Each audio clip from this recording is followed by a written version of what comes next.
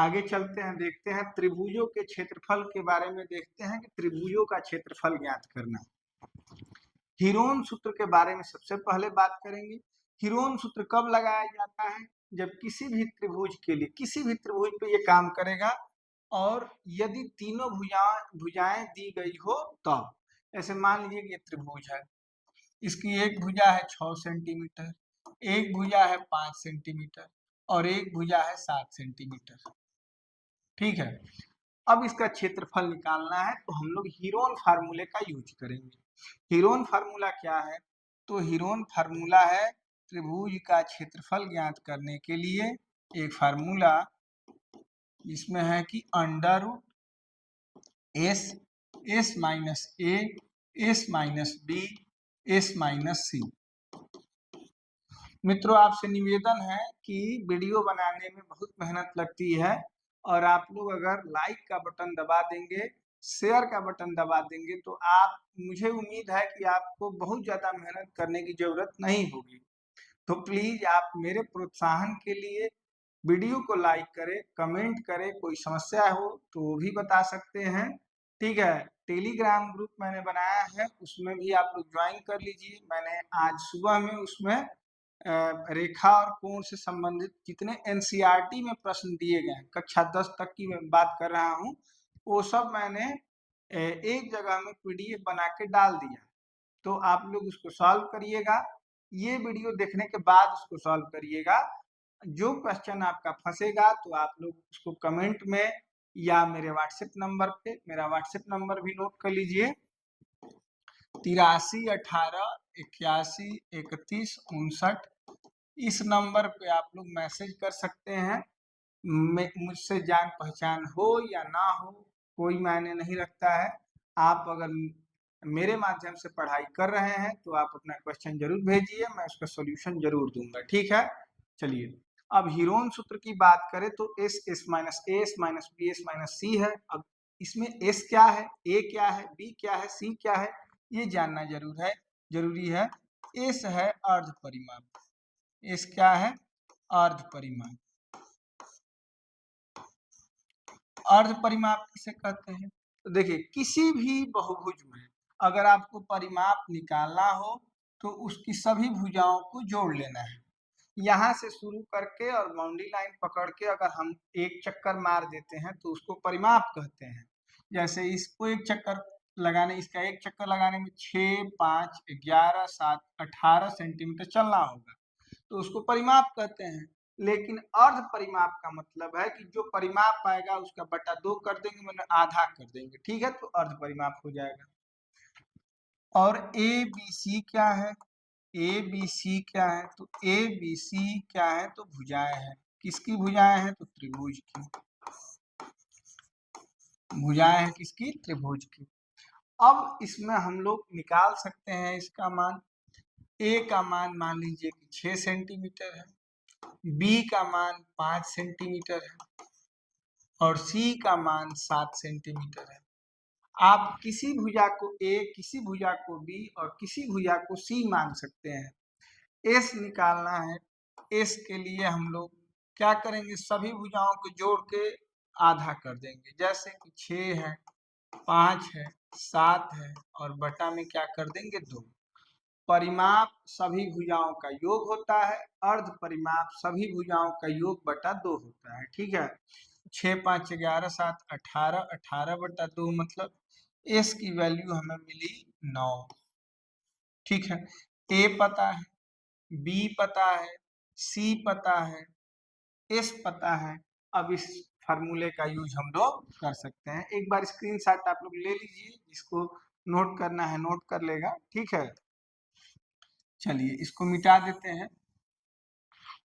अब इसमें हम लोग संख्याओं को पुट करेंगे। एस के जगह पे रखेंगे 9, फिर बीच में कोई चिन्ह नहीं है, मतलब गुणा का चिन्ह है। ठीक है ना। एस माइनस ए, 9 से 6 को घटाएंगे तो 3 हो जाएगा। एस माइनस बी मतलब 9 से 5 को घटाएंगे तो 4 हो जाएगा। ठीक है, और एस माइनस सी मतलब 9 से 7 को घटाएंगे तो 2 हो जाएगा। अब सॉल्व करने के लिए इसको मित्र गुणा करके बड़ा मत कर देना। ये हमारा दुश्मन है। दुश्मन को और तोड़ा जाता है, छोटा किया जाता है ताकि उससे निपटना आसान हो। इसको गुणा करके बड़ा करोगे, फिर इसका वर्गमूल निकालोगे तो कठिनाई होगी। इसको तोड़ो, 9 के लिए 3 गुणे 3 कर देंगे। अभाज्य गुणनखंडों में तोड़ देते हैं। एक 3 है तो 3 लिख लिया मैंने, 4 है तो 2 गुणे 2 लिख लिया मैंने, फिर एक 2 है, इसको तोड़ना पॉसिबल नहीं है क्योंकि ये एक अभाज्य संख्या है। अब वर्गमूल निकालने का तरीका है कि 2 3 है तो इसके जगह पे एक 3 रखेंगे, 2 2 है तो एक 2 रखेंगे, 3 का और 2 का जोड़ा नहीं बन रहा है तो 3 दूनी करनी में 6 रखेंगे। ठीक है, तो 3 दूनी 6 करनी 6 इसका आंसर होगा। अब अगर भुजाएं सेंटीमीटर में है तो ध्यान रखिए, देखिए ये 9 सेंटीमीटर है, 3 सेंटीमीटर है, 4 सेंटीमीटर है, 2 सेंटीमीटर है, मतलब रूट में 1 2 3 4 सेंटीमीटर है। तो रूट से बाहर अगर निकालेंगे तो 4 सेंटीमीटर की जगह पे 2 बार सेंटीमीटर लिखा जाएगा, जिसको सेंटीमीटर स्क्वायर कहते हैं, और यही हमारा आंसर हो जाएगा 6 करनी 6 सेंटीमीटर स्क्वायर। ठीक है, तो इस फार्मूले का नाम क्या है? तो इस फार्मूले का नाम है हीरोन्स फार्मूला। ठीक है, आप इसको याद रखेंगे। ये फार्मूला किसी भी त्रिभुज पे लगाया जा सकता है जिसकी जिसकी तीनों भुजाएं हमको ज्ञात हो। ठीक है, आगे चलते हैं। आगे देखते हैं समकोण त्रिभुज का क्षेत्रफल ज्ञात करना। तो समकोण त्रिभुज किसे कहते हैं ये मैंने आपको पहले बताया है कि ऐसा त्रिभुज जिसका एक कोण 90 अंश हो और दोनों कोण ये क्या हो, न्यून कोण हो। तो जाहिर सी बात है कि 180 अंश में एक कोण अगर 90 अंश हो जाएगा तो शेष बचे दो कोण निश्चित रूप से न्यून कोण होंगे। ठीक है, क्योंकि 180 में ही 3 जगह बांटना है। एक को मैंने दे दिया 90, तो अब यहाँ 90 से दोनों कम ही होंगे तभी तो दो कोण बन सकते हैं। तो ये समकोण त्रिभुज है। अब इसका क्षेत्रफल निकालने के लिए क्या करेंगे? समकोण त्रिभुज का क्षेत्रफल निकालने के लिए लंब और आधार की जानकारी होनी जरूरी है। मान लीजिए कि ये 4 है और ये 3 है, इसको मैं लंब मान ले रहा हूँ और इसको आधार मान ले रहा हूँ। कर्ण की आवश्यकता नहीं है। आप चाहें तो इसका भी अगर पाइथागोरियन ट्रिपलेट आपको याद होगा तो 5 सेंटीमीटर इसको भी लिख सकते हैं। लेकिन चूंकि ये समकोण त्रिभुज है इसलिए इसकी जरूरत हमें नहीं है। ठीक है, इसमें हम लोग कौन सा फार्मूला यूज करेंगे? तो समकोण त्रिभुज का क्षेत्रफल बराबर, इसका फार्मूला आप लोग लिख लीजिएगा, याद कर लीजिएगा, बहुत इंपॉर्टेंट है। 1/2 गुणे आधार गुणे ऊंचाई, आधार गुणे ऊंचाई। ऊंचाई कहिए या लंब कहिए सेम चीज है। क्यों है? क्योंकि मान लीजिए कि मैं यहाँ खड़ा हूँ, इस छत की लंबाई मुझे अगर ज्ञात करनी है, ऊंचाई ज्ञात करनी है, तो मैं तिरछे ऊंचाई अगर ज्ञात करके बताऊं तो ये गलत जवाब होगा ऊंचाई के संबंध में। अगर किसी छत की ऊंचाई हमें ज्ञात करनी होती है तो हम लोग 90 डिग्री के एंगल पे छत की ऊंचाई ज्ञात करते हैं, और 90 डिग्री एंगल पे ही ऊंचाई ज्ञात होती है, 90 डिग्री एंगल पे ही लंब भी बनाया जाता है। तो दोनों सेम बात है। यहाँ आप 1/2 गुणे आधार गुणे ऊंचाई कहिए या यहीं पे आप 1/2 गुणे आधार गुणे लंब कहिए, दोनों सेम बात है। ठीक है, ऊंचाई इसलिए मैंने कहा क्योंकि मान लीजिए कि इसी त्रिभुज को मैं यहाँ तक बढ़ा दूं तो यहाँ पे आपको लंब नहीं दिखेगा। मतलब जैसे आप पहले देख चुके हैं समकोण त्रिभुज में वैसा नहीं दिखेगा। अब पूरे संपूर्ण त्रिभुज के लिए यही लंब है, तो इसी को ऊंचाई कहते हैं, यही क्या है, लंब हो जाएगा। तो संपूर्ण त्रिभुज के लिए भी टोटल को आधार मान लेंगे और इसी को ऊंचाई मान लेंगे जो कि लंब है। ठीक है, तो इसलिए मैंने यहाँ 1/2 गुणे आधार गुणे ऊंचाई लिखा है। अब रही बात जहां तक ये त्रिभुज है इसका क्षेत्रफल ज्ञात करने की, तो 1/2 गुणे आधार की जगह पे हम लोग क्या लिखेंगे, 3। इसकी बात मैं अभी नहीं कर रहा हूँ, आगे चल के क्वेश्चन दिया गया है उसमें इसकी बात हम लोग करेंगे। आधार की जगह पे 3 रखेंगे। अब आप कहेंगे कि आपको कैसे पता कि ये आधार है, तो ठीक है ये लंब है, ये आधार है, तो पहले मैं आधार रखूं या बाद में आधार रखूं, कोई उससे अंतर पड़ने वाला नहीं है। 3 गुणे 4 करिए, 4 गुणे 3 करिए, 12 पे ही जाके समस्या खत्म होगी। ऊंचाई के बारे में हम लोग लिखेंगे 4, 2 से कटाएंगे, 2 दूनी 4, 3 दूनी क्या हो जाएगा 6 सेंटीमीटर। और सेंटीमीटर ना लिख के क्षेत्रफल को हमेशा मात्रक के स्क्वायर में लिखते हैं, ठीक है। क्यों? क्योंकि ये 3 सेंटीमीटर है और ये 4 सेंटीमीटर है, 2 बार सेंटीमीटर का गुणा होगा तो यहाँ पे क्या मिलेगा, सेंटीमीटर स्क्वायर मिलेगा, ठीक है। चलिए अब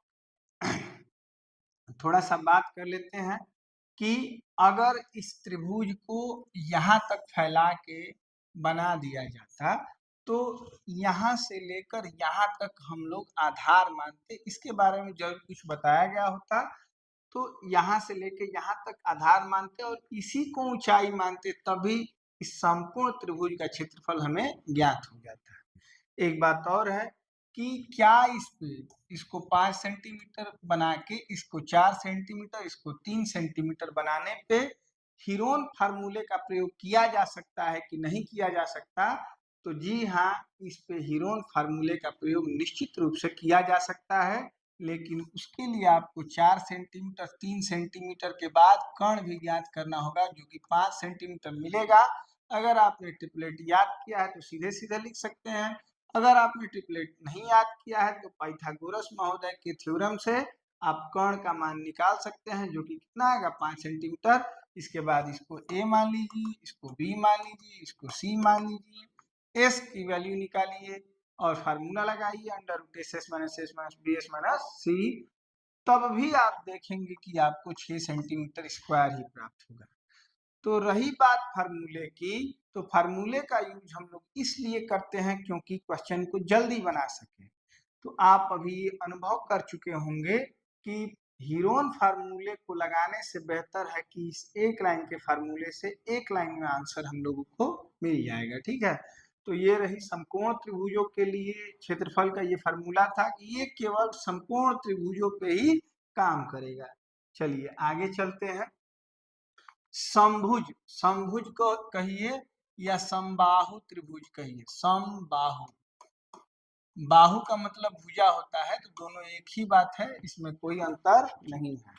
इक्विलेटरल ट्रायंगल, समभुज या समबाहु त्रिभुज ऐसा त्रिभुज जिसकी सभी भुजाएं क्या होती हैं, समान लंबाई की होती है। मान लीजिए कि मैंने इन तीनों भुजाओं का मान मान लिया है कि 8-8 सेंटीमीटर है, तो इसके लिए कौन सा फार्मूला होगा।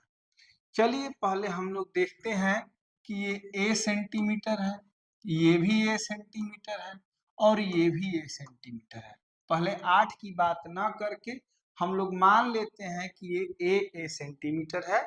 अब इसमें हम लोग हीरोन फार्मूला लगाएंगे, तो देखिए यहाँ ए भी ए है, बी भी ए है और भुजा सी भी क्या है, ए है। हीरोन फार्मूले में मैंने बताया था कि भुजाओं का नाम ए बी सी है, तो यहाँ सभी भुजाएं समान है, इसलिए सभी को मैंने क्या मान लिया है, ए मान लिया है, क्योंकि ये समबाहु त्रिभुज है। अब यहाँ एस की वैल्यू अगर निकालनी होगी तो तीनों को जोड़ लेंगे, ए 2a 3a और आधा कर लेंगे तो 3a/2 हो जाएगा एस, ठीक है। अब लगाते हैं हम लोग हीरोन फार्मूला। हीरोन फार्मूला है एस, एस का मतलब क्या है, 3a/2, मतलब 1.5 है, 3a/2 का मतलब 1.5 है। अब ये एस माइनस ए मतलब कि 1.5 में से एक ए घटाना है तो आ जाएगा आधा ए। वैसे ही एक बार फिर ए को घटाएंगे तो इसमें भी आधा ए आ जाएगा, और फिर एक बार ए को घटाएंगे तो आधा ए आ जाएगा। 3a/2 का मतलब 1.5 है, 1.5 से एक को 3 बार घटाएंगे तो आधा ए, आधा मतलब 1/2 ए, 1/2 ए, 1/2 ए आ जाएगा। अब आगे बढ़ते हैं मित्रों, यहाँ 1 2 3 4 ए दिख रहे हैं, तो अगर इसको रूट से हम लोग बाहर निकालते हैं तो 4a के बदले a स्क्वायर बाहर हो जाएगा। 4a मतलब 4 बार a के बदले 2 बार a मतलब a स्क्वायर क्या हो जाएगा, रूट से बाहर हो जाएगा। अब यहाँ पे नीचे 1 2 3 4, 4 बार 2 है तो 2 बार 2 भी बाहर हो जाएगा, और 3 अकेले है, इसका कोई जोड़ा नहीं है तो ये रूट में बाहर ही रूट में ही रह जाएगा, ये बाहर नहीं निकल पाएगा। अब इसी को हम लोग फार्मूला मान लेते हैं, करनी में 3/4 और a भुजा है तो भुजा के स्क्वायर, यही फार्मूला बना है। और ये फार्मूला किसके लिए है, तो समबाहु त्रिभुज या समभुज त्रिभुज के लिए ये फार्मूला बना है। तो इसकी उत्पत्ति कहाँ से हुई है, तो इसकी उत्पत्ति इसी हीरोन फार्मूले से हुई है, लेकिन इसको बार बार हम लोग अप्लाई अगर करते हैं तो हमें देर हो सकती है, इसलिए सीधे सीधे लिखेंगे कि समबाहु त्रिभुज का क्षेत्रफल बराबर समबाहु त्रिभुज का क्षेत्रफल बराबर, एक लाइन में याद करेंगे, करनी में 3/4 गुणे भुजा के स्क्वायर, यहाँ भुजा के स्क्वायर लिख सकते हैं। अब इसको हम लोग लिख सकते हैं करनी में, 1 मिनट, करनी में 3/4 और भुजा की जगह पे लिख सकते हैं 8 का स्क्वायर। तो इससे हम लोग को मिलेगा क्या, करनी में 3/4 गुणे 8 गुणे 8, 4 से 8 घटाएंगे 2 बार, 8 दूनी 16, करनी 3, इसका आंसर होगा। कोई दरवाजे पे आया है, थोड़ा एक बार देख के आ रहा हूँ कौन है, ठीक है, 2 मिनट वेट करिए, 1 मिनट। हाँ हाँ ठीक है, चल रहा है तो चले, क्या दिक्कत है। ये तो कन्हैया भाई का आगमन हुआ है सौभाग्यवश, बैठिए कन्हैया जी। चलिए तो मित्रों, ये 16 करनी 3 है और सेंटीमीटर स्क्वायर में होगा। मैंने आपको बताया है कि कभी भी क्षेत्रफल निकालने के लिए क्षेत्रफल हम लोग मात्रक स्क्वायर में लिखते हैं, ठीक है। तो उम्मीद है आप लोग समबाहु त्रिभुज का क्षेत्रफल निकालने का तरीका भी सीख चुके होंगे। आगे चलते हैं, अब बात करते हैं समद्विबाहु त्रिभुज की। इसका क्षेत्रफल निकालने के लिए क्या करेंगे, तो सबसे पहले देखिए, समबाहु त्रिभुज का मतलब होता है नीचे जो भुजा होती है उसको हम लोग आधार कहते हैं। क्या कहते हैं, आधार। और ये जो दोनों भुजाएं हैं इसको समान भुजाएं कहेंगे। जैसे मान लीजिए कि ये कितना है, मान लीजिए इसको हम लोग 10 सेंटीमीटर मान लेते हैं, इसको मान लेते हैं 10 सेंटीमीटर, ठीक है। और आधार को मान लेते हैं, चलिए मान लेते हैं 16 सेंटीमीटर, 16 सेंटीमीटर, ठीक है। अब ध्यान से समझिए, दो बातें मैं आपको बताऊंगा। एक बात यह है कि कभी भी समबाहु त्रिभुज की माध्यिका अगर खींची जाती है, माध्यिका का मतलब मैंने पहले बताया है कि इस भुजा को अगर हम लोग आधा आधा बांट लेते हैं, जैसे इधर मैं 8 सेंटीमीटर रख दूं और इधर 8 सेंटीमीटर रख दूं, तो बीच में जो ये बिंदु प्राप्त हुआ है यही मध्य बिंदु है इस भुजा का, और इसके विपरीत शीर्ष से अगर इसको हम लोग टच करा देते हैं तो इसी को हम लोग माध्यिका कहेंगे, ठीक है। तो समबाहु समद्विबाहु त्रिभुज में जो माध्यिका होती है ये ही लंब भी होती है, ठीक है। तो लंब मतलब 90 डिग्री के कोण पे ही माध्यिका बनती है, ये रूल है इसका, ठीक है। तो ये 90 डिग्री पे होने का मतलब कि यही ऊंचाई भी होगी इस त्रिभुज की।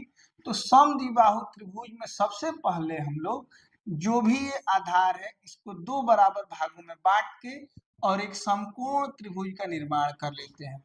यहाँ आप देख रहे हैं इसमें दो समकोण त्रिभुज आपको दिख रहे होंगे, मैं इसका नाम अगर रख दूं ए बी सी और डी, तो यहाँ ए बी सी एक समकोण त्रिभुज है, एक ए सी डी समकोण त्रिभुज है।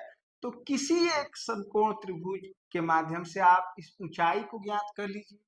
ऊंचाई ज्ञात करने के लिए यहाँ पे फिर हम लोग पाइथागोरस महोदय को याद करेंगे। उन्होंने बताया है कि लंब का मान निकालने के लिए, लंब का मान निकालने के लिए रूट में कर्ण के स्क्वायर से आधार के स्क्वायर को घटाना होता है। अब यहाँ आप निकाल सकते हैं, देखिए कर्ण का स्क्वायर मतलब 10 दहा 100 और आधार मतलब 8 का स्क्वायर मतलब 64। तो 100 से अगर हम लोग 64 को घटाएंगे तो 36 हो जाएगा, जिसका मान 6 होगा। प्लस माइनस 6 होगा, लेकिन भुजा कभी भी ऋणात्मक नहीं होती है, इसलिए सीधे सीधे हम लोग इसको 6 लिख सकते हैं, 6 सेंटीमीटर। अगर आपको पाइथागोरियन ट्रिपलेट याद होता तो आप इसको 4, 5 देख पाते कि 4, 5 के साथ 3 होना चाहिए, इसमें 2 से गुणा किया गया है तो 8 है, इसमें 2 से गुणा किया गया है तो 10 है, तो निश्चित रूप से 3 में भी 2 से गुणा किया जाएगा तो क्या मिलता, 6 मिलता। तो फार्मूले का यूज करने की जरूरत नहीं होती, ठीक है। इसीलिए मैं बार बार पाइथागोरियन ट्रिपलेट पे जोर दे रहा हूँ कि इसको आपको याद करना है, जिससे कॉम्पिटिटिव एग्जाम में आपका समय बचेगा। चलिए, अब क्या किया हम लोगों ने कि इसका लंब ज्ञात कर लिया। ये एक समकोण त्रिभुज है और इसके लिए हम लोग निकाल सकते हैं त्रिभुज का क्षेत्रफल बराबर 1/2 गुणे आधार की जगह पे केवल 8 न रख के पूरा पूरा 16 रखेंगे और ऊंचाई की जगह पे जो निकल के आया है 6 उसको रख देंगे।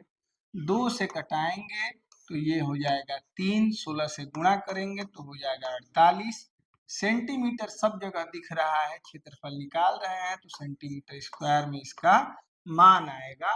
तो कभी भी समद्विबाहु त्रिभुज का क्षेत्रफल निकालने के लिए उसके माध्यिका को ही ऊंचाई कहते हैं, वो 90 डिग्री पे ही उसकी माध्यिका पड़ती है, ठीक है। तो इसी के माध्यम से संपूर्ण त्रिभुज बना के इसका क्षेत्रफल ज्ञात किया जाता है। चलिए आगे चलते हैं। त्रिभुज से संबंधित अन्य नियम या प्रमेय और क्या कुछ अलग अलग प्रमेय अलग अलग पुस्तकों में दिए गए हैं। अभी मैं एनसीईआरटी उठा के आपको पढ़ा रहा हूँ, उसमें एक ये भी प्रमेय है जो कि इम्पोर्टेंट है, आप इसको देखिए। यदि किसी त्रिभुज की एक भुजा बढ़ाई जाए तो इस प्रकार बना बहिष्कोण दोनों अंतः अभिमुख कोणों अर्थात विपरीत कोणों के योग के बराबर होता है। देखिए, इस भाषा को समझने के लिए थोड़ा एक बार एक चित्र देखते हैं, ठीक है। अब इसमें कहा गया है कि एक त्रिभुज है, मान लीजिए कि ए बी और सी है। यहाँ मान लेते हैं कि ये 50 डिग्री है, ये 70 डिग्री है और ये जो भुजा है ये 70 और 50 120, तो ये क्या हो जाएगी, 60 डिग्री हो जाएगी। तो कहा गया है कि यदि किसी त्रिभुज की एक भुजा बढ़ाई जाए, मैं इसी भुजा को क्या करता हूँ, बढ़ा देता हूँ, ठीक है। बढ़ाई जाए तो इस प्रकार बना बहिष्कोण। बहिष्कोण मतलब बाहर का कोण, ये कोण है। इसका नाम अगर लिखा जाए तो क्या लिख सकते हैं, यहाँ मैं एक ए बी सी के बाद यहाँ डी बिंदु अगर मैं यहाँ निर्धारित कर दूं तो इस कोण का नाम क्या होगा, ए सी डी।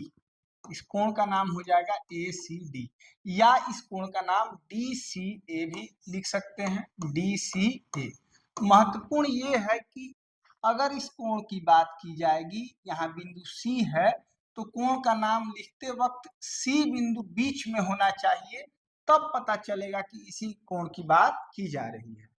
तो कहने का मतलब है, इस प्रमेय के अनुसार जो ये बहिष्कोण बना है ये अपने सम्मुख अंतः कोणों के योग के बराबर होगा। इसमें जो दोनों कोण है इसकी बात मैं नहीं कर रहा हूं, इसके सम्मुख जो अंतः कोण है 60 और 70 इन दोनों के योग के बराबर होगा, ठीक है। जैसे मान लीजिए कि एक और त्रिभुज ले लेते हैं,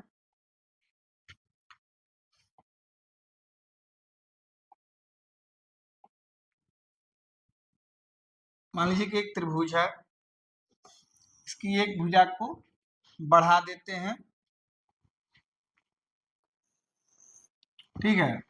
और यहाँ ए डिग्री का कोण है, यहाँ बी डिग्री का कोण है, यहाँ सी डिग्री का कोण है, तो यहाँ जो कोण बनेगा ये किसके बराबर बनेगा, तो ए और प्लस बी के बराबर बनेगा, ठीक है। किसी भुजा को बढ़ाने से जो बहिष्कोण बनता है ये अपने सम्मुख कोणों के योग के बराबर होता है, यही प्रमेय था उम्मीद है आप लोग इस बात को समझ चुके होंगे। एक और तरीके से इसको लिख सकते हैं कि देखिए, मैंने आपको लीनियर पेयर एंगल के बारे में बताया है, ये लीनियर पेयर एंगल है, यहाँ सी है, तो 180 माइनस सी भी इसका मान हो सकता है, और ये दोनों जो कोण है इनको जोड़ के इसके बराबर भी मान लिख सकते हैं। तो दोनों आप लोग समझ चुके हैं। आगे चलते हैं और अगले प्रमेय की ओर देखते हैं। अच्छा, प्रमेय नहीं है, इसमें दिया गया है एक नियम कि किसी त्रिभुज के तीनों अंतः कोणों का योग 180 अंश होता है। ये मैं आपको पहले ही बता चुका हूँ। इसमें नया क्या है बताने लायक, किसी बहुभुज के अंतः कोणों का योग ज्ञात करना। कैसे किसी बहुभुज के अंतः कोणों का मान हम लोग ज्ञात कर सकते हैं, ध्यान दीजिए। किसी भी बहुभुज, बहुभुज त्रिभुज है मतलब इसमें 3 भुजाएं हैं, चतुर्भुज है इसमें 4 भुजाएं हैं, हो सकता है पंचभुज हो 5 भुजाएं हो, और इसमें पूछा जाए कि त्रिभुज के अंतः कोणों का योग, चतुर्भुज के अंतः कोणों का योग, तो इसके लिए मैं आपको एक फार्मूला बताऊंगा। फार्मूला क्या है? फार्मूला है n माइनस टू इंटू 180। ये ध्यान रखेंगे। चाहे इसको ऐसे भी लिख सकते हैं 2n माइनस 4 इंटू 90। दोनों में से जो भी आप याद रख सकते हैं, दोनों सेम ही है। ये इसलिए बता रहा हूँ क्योंकि एक बार पूछा गया था कि एक पंचभुज में कुल कितने समकोण होते हैं, तो उसमें केवल इसका मान निकाल लेंगे तो पता चल जाएगा कि पंचभुज में कितने समकोण होते हैं। अब बात n की करें कि n क्या है, तो त्रिभुज की बात हो रही है तो n का मान 3 हो जाएगा, चतुर्भुज की बात हो रही है तो n का मान 4 हो जाएगा, पंचभुज की बात हो रही है तो n का मान 5 हो जाएगा। आप पहले से जानते हैं कि त्रिभुज के तीनों अंतः कोणों का योग 180 अंश होता है। तो यहाँ हम लोग एक बार देखते हैं कि सही में इस फार्मूले से 180 अंश आ रहा है कि नहीं। तो यहाँ रखेंगे 3 क्योंकि त्रिभुज की बात है, 3 से 2 को घटाएंगे तो 1 मिलेगा, और गुणा कर देंगे किससे, 180 से। तो जो पहले से जानते हैं 180 अंश वही हमें प्राप्त हुआ है। अगर पंचभुज की बात करेंगे तो n की जगह पे 5 रखेंगे, और माइनस देखिए 2 है और गुणे 180 है। तो पंचभुज के पांचों अंतः कोणों का मान क्या हो जाएगा, कोणों का योग क्या हो जाएगा, तो 5 से 2 को घटाएंगे 3 गुणे 180 मतलब 540 डिग्री हो जाएगा। ठीक है, तो इस फार्मूले को आपको याद रखना है कि n माइनस 2 इंटू 180 या 2n माइनस 4 इंटू 90, किसी से भी आप इसका निकाल सकते हैं। अब चलिए, मैं इस चैप्टर को रेखा और कोण के प्रश्नों को देख रहा था, उसमें एक क्वेश्चन बहुभुज के विकर्णों से संबंधित था, इसलिए मैंने इसको लिया है। हालांकि जो मैं अभी त्रिभुज पढ़ा रहा हूँ उससे इसका कोई लेना देना नहीं है, लेकिन एक क्वेश्चन मिला मुझे इसलिए मैंने इसको भी यहाँ पे शामिल कर लिया, क्योंकि जो क्वेश्चन मैं आपको कराने वाला हूँ टेलीग्राम ग्रुप के माध्यम से, आपको जो क्वेश्चन मैं भेजने वाला हूँ उसमें आपको ये भी कहीं ना कहीं मिल जाएगा। गलती से ही दे दिया होगा, लेकिन ये भी जान लेते हैं। किसी बहुभुज के विकर्णों की संख्या, विकर्ण कहते हैं कोने से, यहाँ शीर्ष से सम्मुख शीर्ष को मिलाने वाली रेखा को, वर्टेक्स से वर्टेक्स, सम्मुख वर्टेक्स को मिलाने वाली रेखा को विकर्ण कहते हैं। तो मान लीजिए कि 1 2 3 4 4 भुजा वाला बहुभुज है, तो इसमें विकर्णों की संख्या क्या होगी, इसके लिए भी आप लोग एक फॉर्मूला लिख लीजिए, n माइनस 3। जैसे ये चतुर्भुज में कितने विकर्ण होंगे, तो ध्यान रखिए 4 में से